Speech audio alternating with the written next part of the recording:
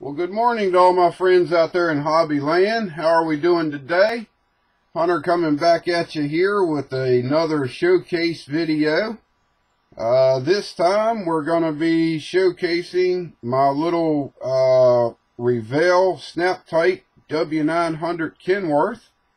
This model here was built box stock. Actually built this.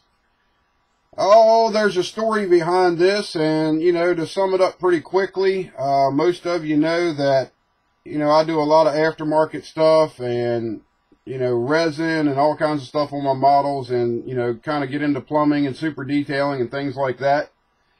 And, hearing some comments and stuff at the shows from people walking around, I guess a lot of guys come in and when they see something that's, got a bunch of photo etch and stuff on it, and, it's pretty much dominating the table. Their mentality is that model is going to win. And, that's not always the case. I mean, super detailing does help. It helps make an interesting model, but you can make just as interesting model out of a box stock kit. It just depends on how you present the model on the table, how well you execute your modeling basics, and, just try to create a model that, people are going to get up close to it, look at it, and just stand back, and then they go, that's box stock. So if you can pull that off, I mean, you're definitely, you're going to help yourself at the shows. But, this here is a model that just proves a whole bunch of different points. Like I say, it is totally box stock the way it's built. Did not take a lot of money to build this model. This little kit, when it came out, when they re-released it, I think it cost like, I think I gave like $22 for it. And, $22 for a model truck kit today is pretty inexpensive. So, it doesn't take a lot of money. It took me, I think, about right around a month total to complete this model from start to finish. And, to all you guys out there that, are especially beginners, build something like this and work on building it well. Stretching your frames and, kit bashing and adding extra parts and all that. I mean, that's something that it'll come with time. But to make all those things easier, learning how to do a model like this box stock is the best advice, the best information that I can give to modelers that are starting out. You'll find that you won't get discouraged as much. Trying to learn how to do a lot of this stuff, I mean, it's not hard, but it takes practice. And let me tell you, I've spent a lot of money on, projects that I started that I had brilliant ideas on, but they just didn't work out. And if I'd have took that kit that was in the box and built it box stock, I would probably have a model kit instead of a bunch of parts laying around somewhere that never got finished. But a couple neat things about this little model here is most of you know that I use airbrush on, probably 98-99% of all my stuff. This little model is done with spray cans. The top color is a tester's color in their one-shot lacquer line. It is electric paint, and it has some sparkle in the paint. Looks pretty decent. And the silver Z-stripe that's on this is also a tester's color. I don't remember which one it is. It's like silver lightning or platinum or something like that. And the bottom color is actually Duplicolor, the old Duplicolor formula, back when it was a lacquer that you could use. And it is Toreto red. And the frame on this truck is also Toreto red.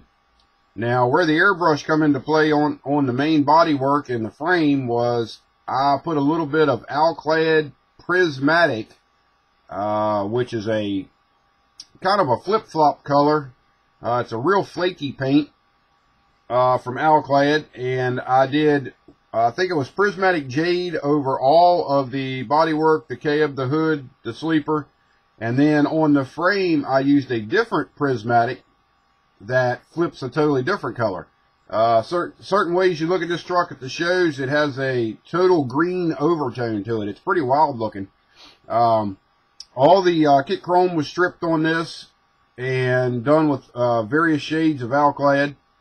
I used, I think, polished aluminum on it. I used regular chrome. I used some aircraft aluminum, stainless steel, and also used a fair amount of bare metal foil on this. Not a real big bare metal foil fan, but it come out okay for this model. The only thing that I kind of bent the rules a little bit as far as a box stock model is I added stretch sprue for the antennas, and I also added stretch sprue for the pogo stick and the air and electrical lines on the deck plate. Added a little bit of real grease technique to my fifth wheel. I have a tutorial on that if anybody's interested in, learning how to do that technique. Like I say, I did this a long time ago, and I found out that it looked pretty decent, so I kept with that technique, and it's still doing it today. But, like as far as the engine and everything, it is the kit engine, that comes in the kit. Just all the mold lines cleaned up, all the seams, all the injector pin marks. Not super detailed or anything. Everything's done with paint. Actually, I did a lot of going back in with a small brush. I think it was a 10-0 or 15-0, and doing some, just various detail painting on the engine after it was assembled and put in there. So nothing special there. And, like I say, it's just one of those little models that it came out well, or I think it came out pretty well. It's been pretty successful at the shows. I don't like picking it up too much, but I will pick it up, turn it around here, and show you the back of the sleeper. I did a decal that I actually cut and applied to that Toreto red at the bottom. It's a decal of a dragon. And then I put the Kenworth emblem that I think was supposed to go on the mud flaps. I put that up at the center there just to kind of give it a little something. And you will notice that one of the grab handles is off the sleeper. This old model here has been around a long time, and it's starting to show its age. But I did that decal on the back of the sleeper, and then, of course, I clear over top of all my decals. And when I sprayed the prismatic over it with the airbrush, I sprayed the decal and everything, which was over top of my first coat of clear. And it came out pretty well. Like I say, I'm real happy with it, but it is all box stock, nothing added to it. And this model here has won most of the shows that it's been to. And the one thing, I guess the one message that I wanted to get across was, those people that kept saying you can't really compete, or you can't build a good model box stock, and you will never do nothing at the shows with a box stock model. This little model here proved them wrong. I put this in the heavy commercial class, and it went up against some guys that, I guess you could call their models super detailed. And, they had a lot of aftermarket stuff on them. But what it come down to was they didn't address their basics. And that's one of the main things that you get judged on.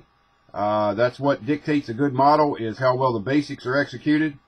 And, I tried to cover all my basics on this model, and I did a pretty good job. I look at it now, and there's some things that I should have done different, but, that's just called experience and, just moving up through the levels.